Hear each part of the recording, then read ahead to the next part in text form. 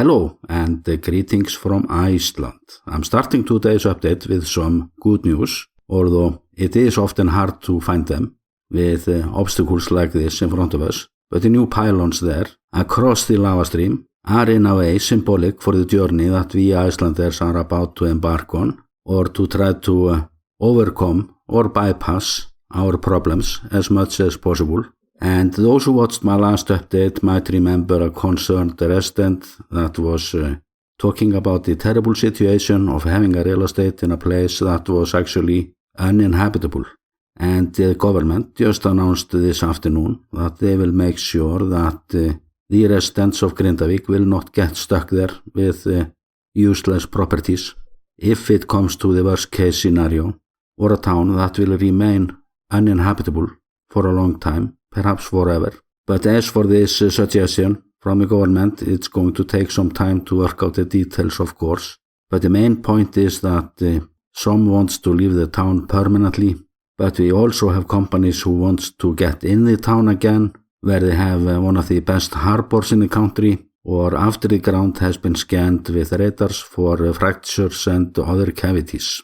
So there are plenty of details to come, but I will only make this short today, since I have lots of new footage that I'm processing. Like, I just got back from a tour where I was filming the new lava barriers around the Blue Lagoon and the power plant. And one of the questions we have now is that will the companies within those new barriers survive? But the Blue Lagoon just opened up again this Saturday. And I can see it in the news that the representatives of the tourism industry are getting very worried.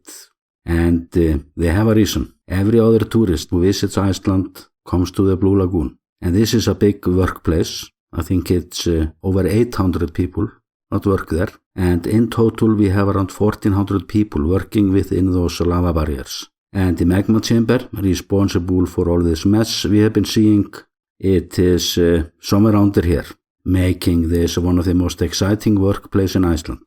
And the tourism industry fears that this adventure here might be over. And I said it before the last eruption that this area was more likely to be abandoned than Grindavik, and the reason for that is the unfortunate topography.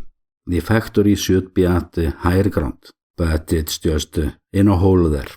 And what we have here behind those barriers is a tourism industry of such size that it can easily affect the Icelandic krona, our currency, if it were to fail. So in this small area, from the harbor of Grindavik to the Blue Lagoon, we have enormously sensitive infrastructure. And will those barriers do something for us? I think only time can tell. But since the Blue Lagoon opened, I've used the time to move around there and film.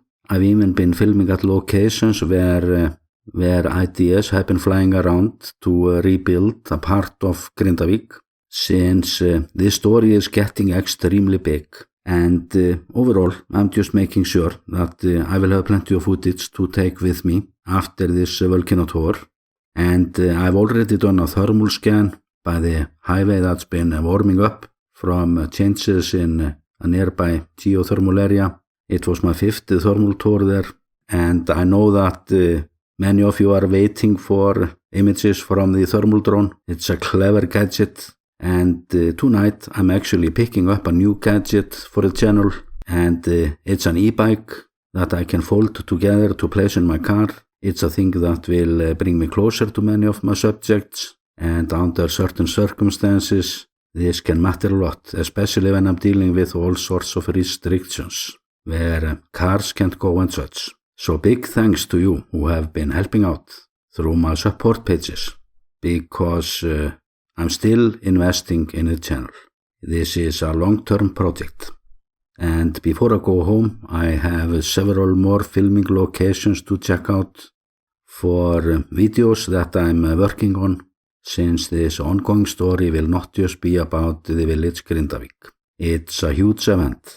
And as I look at this part of my channel, I'm just making this extremely long documentary with around 200 episodes already that will become very valuable by time, especially since I've been showing landscape before and after eruptions, and since I'm so deep into this now, there is no turning back, even though it bothers me sometimes that I've had to put other projects on hold.